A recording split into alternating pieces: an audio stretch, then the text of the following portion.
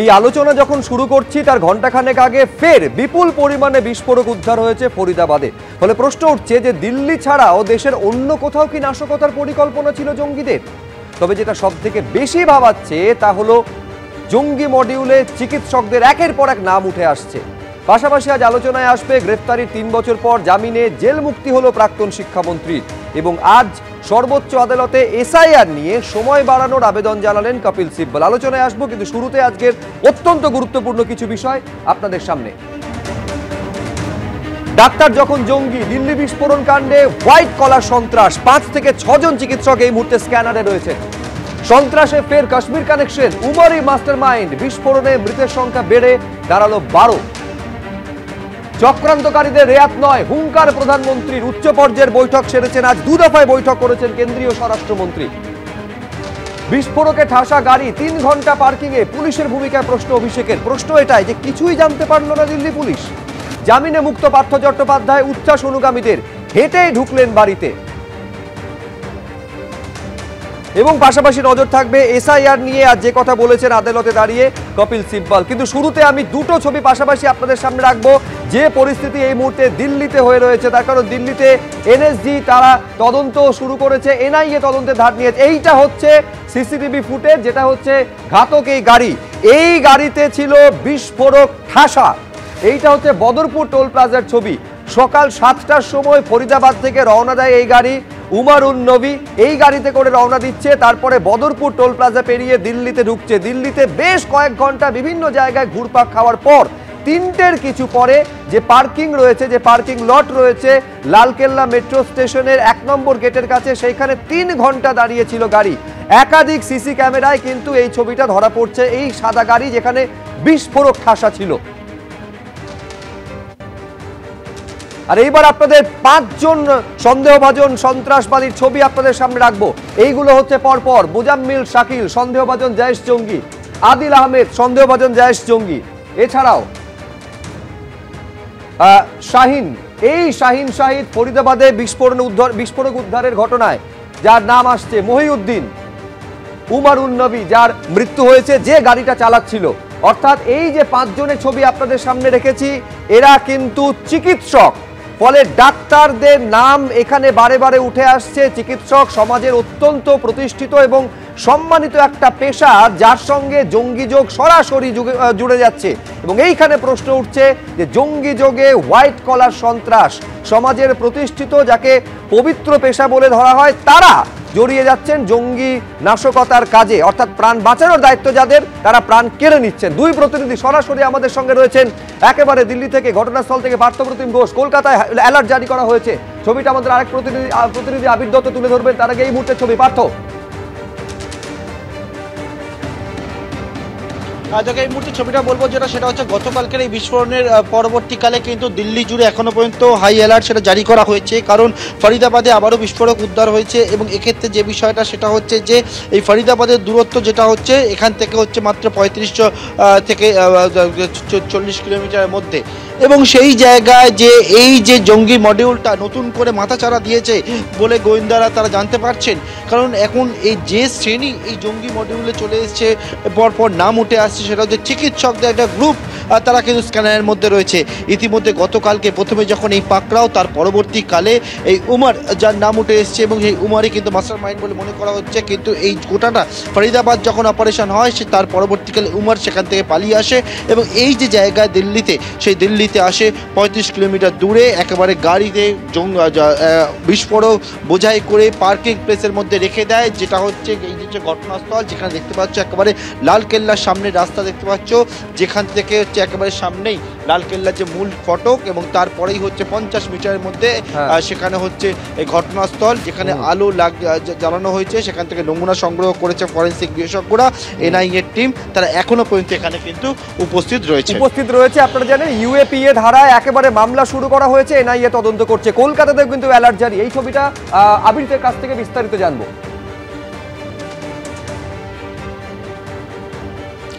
দেখো, শুরুতেই তোমায় বলি যে কলকাতা পুলিশের তরফ থেকে ভার্চুয়াল বৈঠকের মাধ্যমে প্রত্যেকটি থানা, মূলত 78টি থানা রয়েছে কলকাতাতে, সেই থানার অফিসার ইনচার্জ যারা রয়েছেন তাদের সঙ্গে কিন্তু কথা বলা হয়েছে।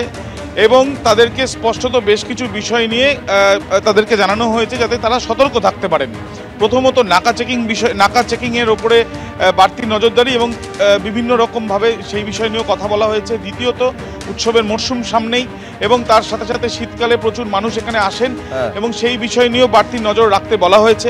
তৃতীয়ত ভারত এবং দক্ষিণ আফ্রিকা ম্যাচ রয়েছে 14 তারিখ এবং 5 দিনের এই যে 5 দিন খেলা হবে প্রথম টেস্ট, আর সেই ম্যাচের জন্য ইতিমধ্যে ভারতীয় দল এবং দক্ষিণ আফ্রিকা দল কলকাতায় এসে পৌঁছেছে। তাদের নিরাপত্তা থেকে আরম্ভ করে সেটা খতিয়ে দেখার জন্য কলকাতা পুলিশ কমিশনার তিনি ইডেন গার্ডেন্সে আজকে যান, বৈঠক করেন সিএবি কর্তাদের সঙ্গে।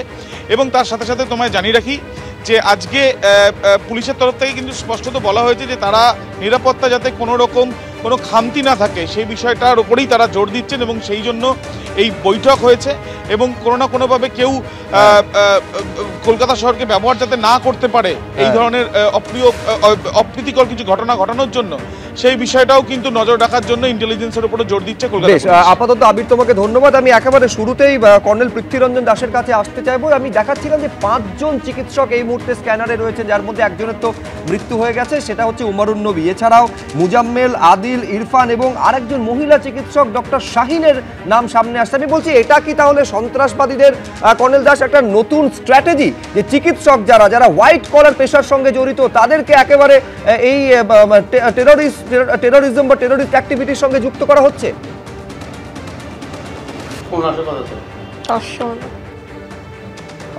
আমাদের সঙ্গে যোগাযোগের সমস্যা হচ্ছে, আমি যোগাযোগ করার চেষ্টা করবো আরেকবার, কিন্তু তার আগে একই প্রশ্ন নিয়ে আমি সমীর মিত্রর কাছে আসতে চাইবো। কি মনে হচ্ছে সমীর? দেখো, ওদের দুটো করে রূপ যেটা বেরোলো, একটা হচ্ছে ডাক্তারের রূপ আর একটা হচ্ছে ফুললি র্যাডিক্যালাইজড একটা হার্ডকোর ইসলামিস্ট, তার একটা রূপ। আমাদের মনে রাখতে হবে যে ঘটনাটা আজকে ঘটেছে সেই ঘটনাটা হয়তো আমরা কমপ্লিটলি অ্যাভয়েড করতে পারতাম না, কিন্তু এইভাবে যেটা হয়েছে সেটা খুব দুঃখদায়ক। প্রথমত যারা এখানে এই ডাক্তাররা রয়েছেন এবং যে ধরা পড়ার পরে যে আমাদের কত বড় সুবিধা হবে সেটা আমরা জানি না, কিন্তু 2900 কিলো যে এক্সপ্লোসিভ ম্যাটেরিয়াল আমরা পেয়েছি, তারপরে এটা বোধহয় ফ্রেশ একটা যেটা বলছে যে আরও কিছু নতুন করে প্রায় 60 কেজি মতো আবার উদ্ধার হয়েছে আজকে। সেই জন্য তাহলে তার অর্থটা কি, যে এইগুলো তো একদিনে আসেনি, কিংবা এগুলো জোগাড় করা হয়নি কোনো কাউকে বিয়ের আসরে তাকে বাতি জ্বালিয়ে নিয়ে যাবে বলে। তার মানেটা কি, যে এই সাইডটা আমরা একদম ইগনোর করে গেছি, যে এই জায়গাটা আমরা যদি গাড়ির ওখানে যাই তাহলে আমরা দেখতে পাচ্ছি কি, যে সে 3 ঘন্টা প্লাস গাড়িটাকে ওই জায়গায় পার্ক করে রেখেছে। যেটা পুলিশের বিট সম্বন্ধে আমি যতটুকু জানি, যে এইসব ইম্পর্টেন্ট জায়গায়, ভালনারেবল জায়গায়, সেই জায়গাগুলোতে তাদের একটা নির্দিষ্ট বিট থাকে এবং তাই because of the surveillance. Exactly, আমি এই পার্টটাতেই কর্নেল দাসের কাছে আসতে চাইছি। সার্ভেলেন্সটা হচ্ছে সবথেকে বড় প্রশ্ন। নইলে আপনি ভাবুন যে 3 ঘন্টা বিস্ফোরক বোঝায় একটা গাড়ি, কর্নেল দাস, সেটা পার্কে লালকেল্লার মতন একটা জায়গার কাছাকাছি সেখানে রইল দাঁড়িয়ে এবং তারপর বিস্ফোরণে 12 জনের প্রাণ কেড়ে নিল, সেটা আগাম পুলিশ কিছু জানতেই পারলো না। এটা কিভাবে সম্ভব?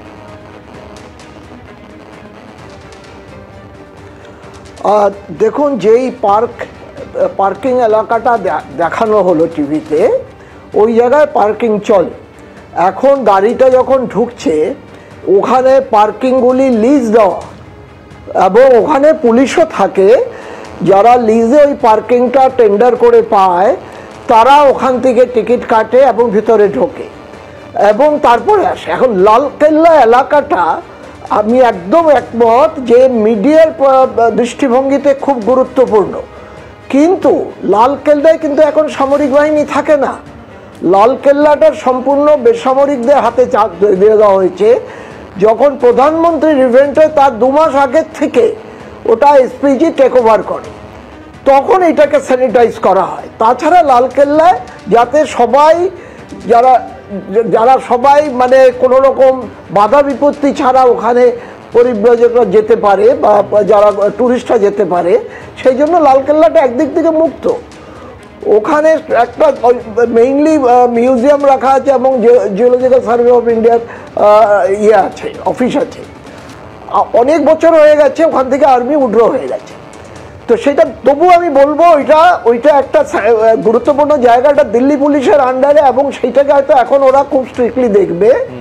তবে কার পার্কে এসে এক্সপ্লোসিভ নিয়ে গাড়ি 3 ঘন্টা থেকে চলে গেল, সেইখানটায় একটা সার্চ করার মতো অবকাশ ছিল, যে গাড়িটা এতক্ষণ আছে কেন, লোকটাকে, তাকে জিজ্ঞাসাবাদ করা উচিত। তাহলে হয়তো এত বড় একটা ঘটনা হয়তো এড়ানো যেত এবং এতগুলো প্রাণ চলে যাওয়া থেকে হয়তো বাঁচানো যেত। কিন্তু আমি বলছি গতদার বাবু, বড় প্রশ্ন হচ্ছে এইটা, শুধুমাত্র 2900 কেজি বিস্ফোরক গতকাল উদ্ধার হয়েছে, আজকে আরো 60 কেজি উদ্ধার হয়েছে, AK-47 উদ্ধার হয়েছে। এবার তো সংশয় হচ্ছে, মানে ভয়টা যেটা, সেটা শুধুমাত্র দিল্লি টার্গেট ছিল এমনটা নাও হতে পারে, এমনও হতে পারে দেশের আরো কোথাও নাশকতা ঘটানোর পরিকল্পনায় জঙ্গি গোষ্ঠী থেকে থাকতে পারে। ডেফিনেটলি, কারণ হচ্ছে যে ওরা এখন ফরিদাবাদকে সেন্টার করছে, দিল্লি থেকে খুব বেশি দূর নয়, 35 to 40 কিলোমিটার, এবং কমিউনিকেশন খুব ভালো।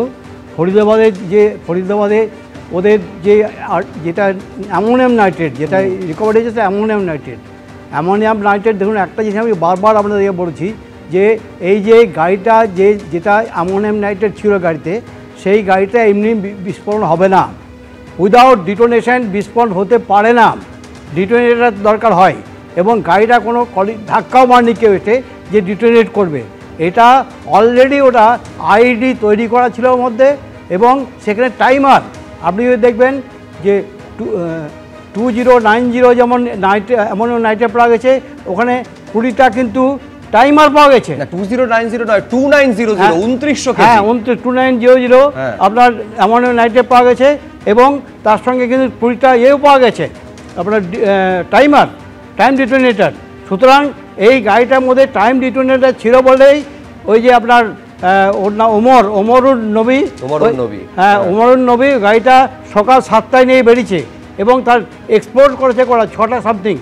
সুতরাং এতক্ষণ টাইমটা কিন্তু কিল করেছে, ও বিভিন্ন জায়গায় কিল করেছে টাইমটা, টার্গেটে এসেছে কিন্তু তার কিছুক্ষণ আগে। এবং এই যে টাইমিংটা, এইটা প্রশ্ন, যে সকাল 7টায় বেরিয়েছে একেবারে ফরিদাবাদ থেকে, ঘন্টা দেড়েক থেকে ঘন্টা দুয়েক লাগা উচিত দিল্লি পৌঁছানোর পর, তাহলে এতটা সময় দিল্লির কোথায় কোথায় গাড়িটা ঘুরেছিল, নিঃসন্দেহে তা তদন্ত করা হবে। আজকে প্রধানমন্ত্রী নরেন্দ্র মোদী স্পষ্ট একেবারে হুঁশিয়ারি দিয়েছেন যে আমাদের এজেন্সিগুলি এই ঘটনার গভীরে গিয়ে তদন্ত করবে, কাউকে ছাড়া হবে না। কি বলেছেন দেখব।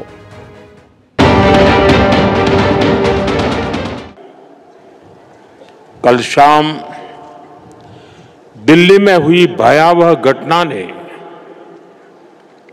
सभी के मन को व्यथित कर दिया है। मैं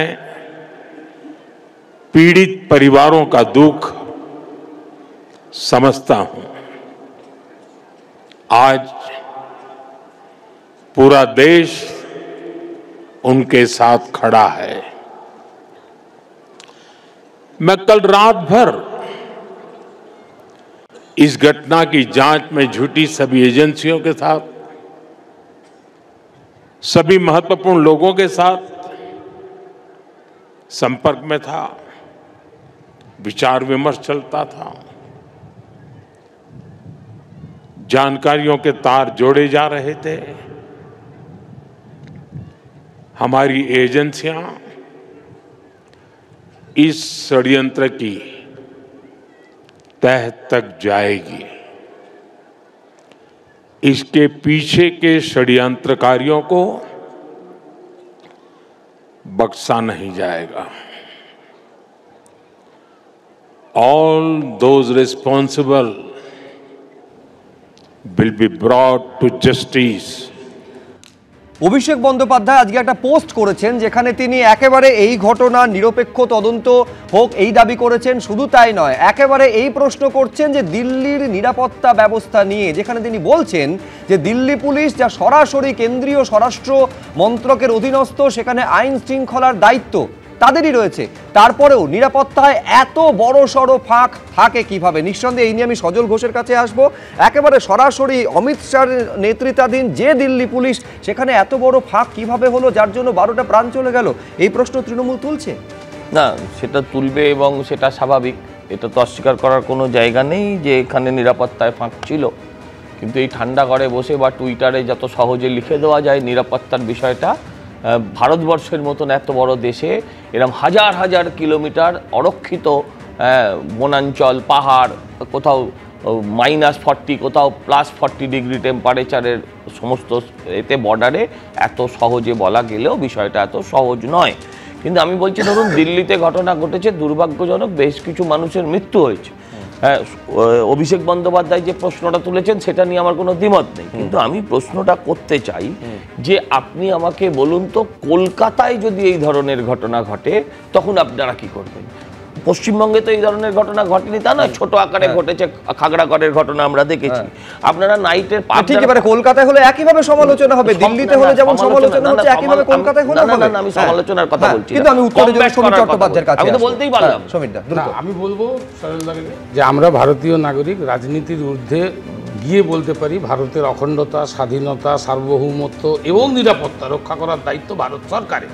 স্বাভাবিকভাবে এই এতগুলো ঘটনা বা হামলা 2014 সালে ক্ষমতায় আসার পর মানে গর্ব করে বিজেপিকে বলতে শুনেছি, তার মধ্যে যদিও Uri, Pathankot, Pulwama, parliament attack, Akshardham, Pahalgam recent হয়ে গেল। সেইখানে পেহেলগাঁওয়ের ঘটনাতে অপারেশন সিঁদুরের নাম করে এই যে ঘুষকে একবারে সব জঙ্গি ঘাঁটিকে ভেঙে দেওয়া হলো, তারপরে এখন আমরা শুনতে পাচ্ছি বলছি বর্ধমানে বিস্ফোরণের কথাটা খাগড়াগড়টাও সমানভাবে বলা উচিত। খাগড়াগড়ে যেভাবে বিস্ফোরণ, এই রাজ্য থেকে যেভাবে একের পর এক জঙ্গি গ্রেফতার হয়েছে, কলতান দাশগুপ্ত। আমি একটা লাইন শুধু বলবো, না না, কলতান দাশগুপ্ত বলার সময় পাবেন না, পরে তখন আমি থামালাম কলতান দাশগুপ্ত। কেউ বলে তখন প্লিজ কলতান, এইটা বেশ এইবার সমীরদা থামুন। কলতান দাশগুপ্ত প্রশ্ন তুলে দিলেই তাকে দেশদ্রোহিতা বলে ফেলার এইবারে একটু কম দেখতে পাচ্ছি, অতীতে খুব বেশি ছিল। কথাটা হচ্ছে একটা ঘটনা ঘটেছে এবং এখনো অবধি আপনি এতক্ষণ যা বললেন দেখে মনে হচ্ছে একটা পুরো অর্গানাইজড নেটওয়ার্ক চলেছে। এত এক্সপ্লোজিভ অস্ত্রশস্ত্র ইত্যাদি নিয়ে এটা কি জায়গায় দাঁড়াচ্ছে সেটা আরও কিছুদিন পর বোঝা যাবে। কিন্তু আমার দেশের ইন্টেলিজেন্স, তাকে প্রশ্ন করা যে কোনো সাধারণ মানুষের অধিকার আছে যে আমার দেশের ইন্টেলিজেন্স সে ঠান্ডা ঘরে বসছে কি গরম ঘরে বসে সেটা প্রশ্ন নয়। এই ইন্টেলিজেন্স এই অর্গানাইজড নেটওয়ার্কের খবর পায়নি। একটা দিল্লি লালকেল্লার মতো একটা এত গুরুত্বপূর্ণ জায়গায় যদি পার্কিংটা একটা বেসরকারি কোম্পানিকে লিজ দিয়ে দেওয়া হয়, তাহলে এই ধরনের জায়গাগুলোর নিরাপত্তা নিয়ে আমার দেশের সরকার কি ভাবছেন এটা নিয়ে প্রশ্নের অবকাশ থেকে যায়। সজল ঘোষ। না না, একদমই পাইনি, এটা তো অস্বীকার করার কোনো জায়গা নেই। আমি কলতানের বয়স কত জানি না, হ্যাঁ, ও রশিদ খানের কথা বা রশিদ খানের বিস্ফোরণের মানে এই বিস্ফোরণটা করে না না মানে পুলওয়ামা সজল ঘোষ দেশের নিরাপত্তা নিয়ে এই ধরনের সহজ সরল কথা বলবেন না। এটা তো 140 কোটি ভারতবাসী উত্তরটা দিন সজল ঘোষ। আর সেই জন্যই তো রশিদ খানের তুলনা করছেন লালবাজার থেকে 1 কিলোমিটার দূরত্বে প্রধানমন্ত্রী কোথায়? কেন বিদেশে চলে গেছেন আজকে? দেশের নিরাপত্তা না দিয়ে প্রধানমন্ত্রী বিদেশে চলে গেছেন কেন? আরে স্বরাষ্ট্রমন্ত্রী কেন? আমি বলছি এই রাজনৈতিক চাপানুতরের মাঝে এই যে তদন্ত, আমি দর্শকদের বলবো যে এনআইএ তদন্ত করছে একেবারে ইউএপিএতে, পুরো লিঙ্কটা কিভাবে সামনে আসে আমাদের তদন্তের অগ্রগতির দিকে নজর থাকবে। দেখুন, এক হচ্ছে যে এই ঘটনা একেবারে অপারেশন সিঁদুরের পাল্টা কোনো পাকিস্তানের পদক্ষেপ কিনা, নিঃসন্দেহে সেটা নিয়ে তদন্ত হবে। পাশাপাশি প্রধানমন্ত্রী আজকে বলেছেন যে একেবারে ষড়যন্ত্রকারীদের কাউকে রেয়াত করা হবে না। অমিত শাহ বলছেন যে এজেন্সি কি করতে পারে এবারে ষড়যন্ত্রকারীরা বুঝবে। তার মানে কোথাও একটা বড় পদক্ষেপের দিকে কি আমাদের দেশের সরকার হাঁটতে চলেছে, এরকম কোনো পরিকল্পনা আছে? একটা ছোট্ট বিরতি, তারপরে ফিরে আসবে।